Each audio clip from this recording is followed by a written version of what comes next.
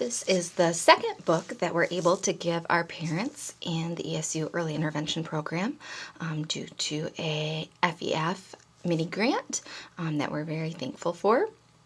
This book is called No David by David Shannon, and it's a favorite of a lot of toddlers and preschoolers because it's very simple and it's things that they can relate to, and a little boy being pretty mischievous and getting into some trouble and being told no. So those are things that they can identify with. This book, we've got lots of suggestions for all different ages and stages of infants and toddlers. So think about where your toddler is, not just chronologic age-wise, but where their development is. So the very first thing to enjoy a book with little ones, or those that are a little bit more developmentally delayed and doing more exploration, is getting a board book that they can put in their mouths and explore, and even stack books on top of each other and imitate you doing that. Imitate you opening the book and turning the pages. Board books are another one that are good for that because they're easier for a baby to turn. You can even do some more novel or silly actions, like taking a block, or I have a little toy car and sliding it down, whee, and seeing if they'll imitate you doing that as well. As kids are getting a little bit more advanced, you can work on having them imitate some of your body actions.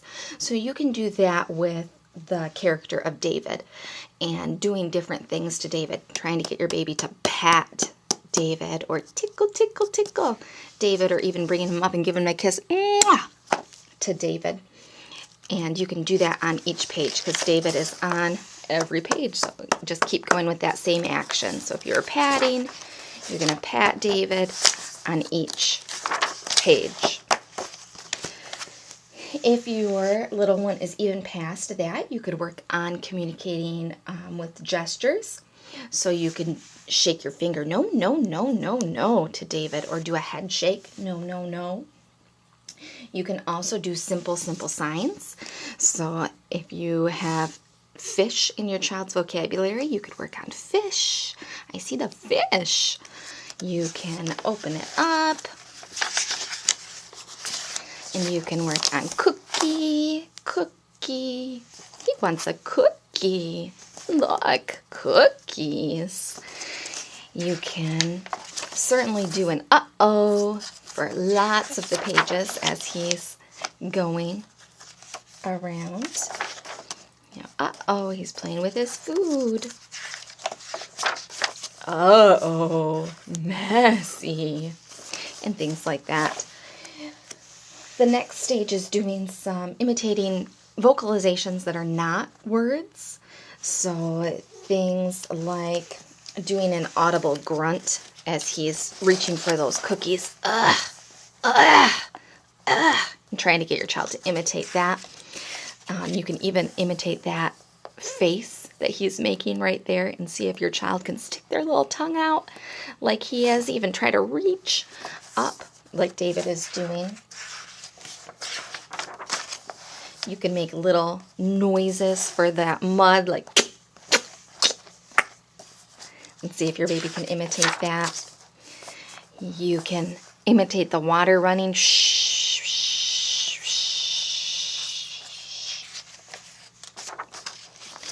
You can imitate this little dog way over here in the corner and do a panting sound. That's easier for babies to do than that woof woof or arf arf that will come later. But before they can do that, a lot of times the pant will be able to be imitated. And even if they can just get their tongue out and imitate your visual of doing that, that will be a big step for them. You can tell David, shh, and put your finger right on your lips. You can do some smacking lips and pretend like you're eating, and even do some and rub your tummy while you're doing that. The Superman that's flying, you can make the airplane for flying. You can look at David and how upset he is, and make a noise like because he's grumpy. And see if your baby will imitate that. You can look at David, and again, a gesture you could do is jumping, jump, jump, jump. But looking at his bed, we've got more planes. The ah.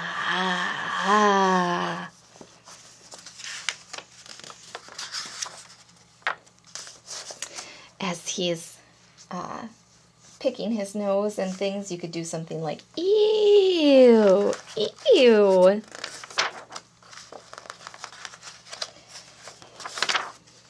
You can even do a pretend cry. Sometimes that gets a lot of kids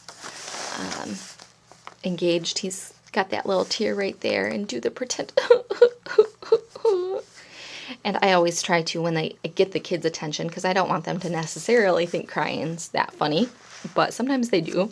I always try to add the pat. It's okay. Okay, David. Okay.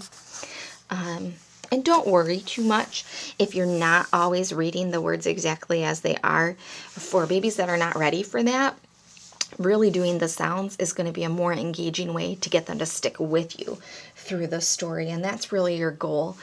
And even if they can't get through all the pages, you can try to maybe get through 2 pages the first time you read it. And then the next time, maybe you'll get through 3 or 4. And maybe the next time you'll get through 5. And you need to celebrate all those little successes when you have a toddler that has some language delays. The next step is imitating play sounds that can be words. So like splish, splash, or whoosh as the water comes out would be one that you could write down as a word if you wanted to. A great word through the whole story, and it's one that I would start with, is uh-oh or oh no, because you can say it on every single page. And for a baby that's just starting to learn to use some of those exclamatory words and play sounds, that's going to be important for them to have that repetition. So saying over and over again, uh-oh, uh-oh, uh-oh, yuck, uh-oh. You can also use those words, no, no, no. A lot of times kids will love being able to tell somebody else no, that's not them. Other play sounds you can do are animal noises. So chomp, chomp, chomp for that shark. You can do quack, quack, quack for the duck. Here's where you could do the arf, arf, arf, or woof, woof, woof for that dog. Again, another great uh-oh, oh no moment. You can still use some of those play vocalizations, the shh, shh, shh, to tell David to be quiet. You could do some little singing as the little potato man is walking, da da da da da da da da, which is fun for some kids. You can have them eat and say yum, yum, yum, or num, num, num, whichever one you prefer. And lots of other things. You can do whoops, or you could do uh-oh, jump, jump, jump, jump, jump. Or 1, 2, 3, go, up and down as a little verbal routine for that. There's lots of functional words you can do as well in this book if your child is at that level. The main thing to remember is not to overwhelm your child with too much language.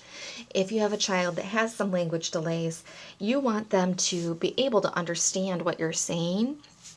So you're going to simplify as much as you can for them.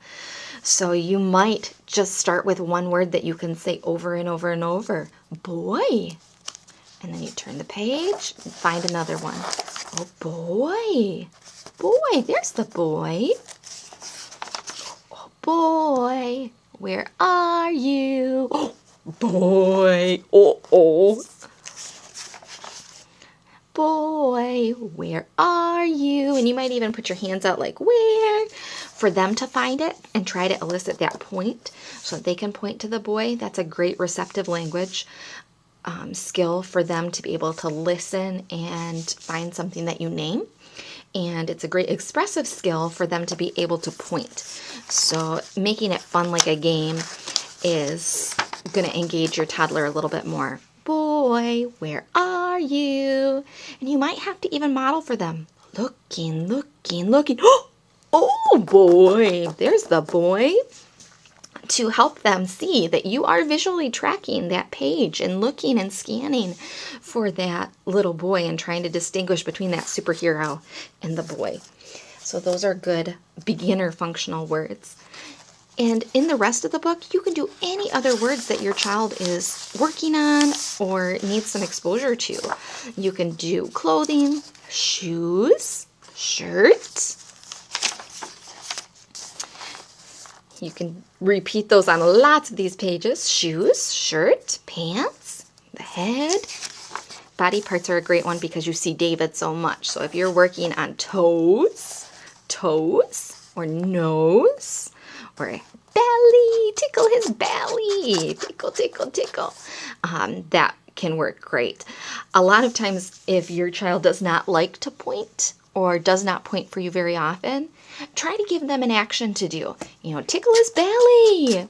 Oh, now we're going to tickle his nose. Tickle, tickle, tickle, tickle, tickle nose. And that can help your child think it's more of a game than work for them.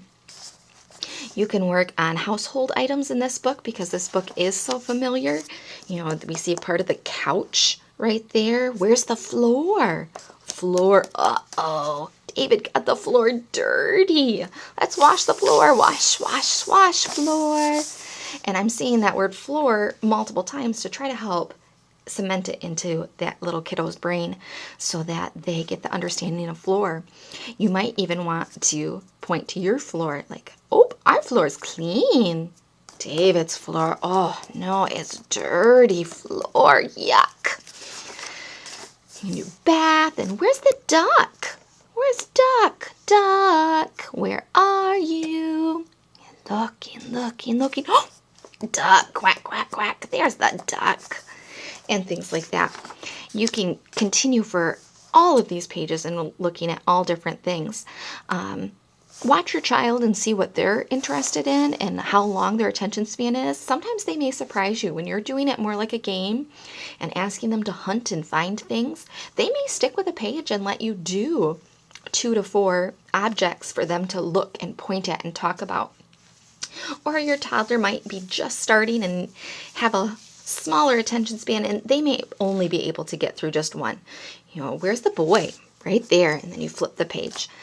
Something great to think about when you are reading with your child is that they don't always have to be right there on your lap. Although that's great cuddle time and we parents love that, sometimes for some of our kids, they need to be able to see our mouth and our facial expressions. So we want to be across from them. A great place to do that is in your high chair. And having your child sit in their high chair, maybe with a little bit of a snack, something like goldfish or something that's not going to get too messy on your book. Although if you have a board book, they're pretty easy to wipe off. And you can sit across from them in a chair and read to them while they're munching. And sometimes that's a great way to get them to engage if they're not a typical book lover. Another great thing to do is have your child sit on a little ottoman or stool, and then you sit on the floor, and that raises them up to your eye level so that they can really look at your mouth and your face as you're reading. And that might seem a little unnatural at first, but as you get used to it and you see how much your child's engaging, it will become more normal for you. Well, I hope you enjoy the book Know David with your young little toddler. And if you have any other questions or need some more resources, check out our Weebly, esu0to3.weebly.com. And that has some ideas on our Pinterest page and some ideas right there on the website. You can go to Read Early, Read Often, and those will be there for you.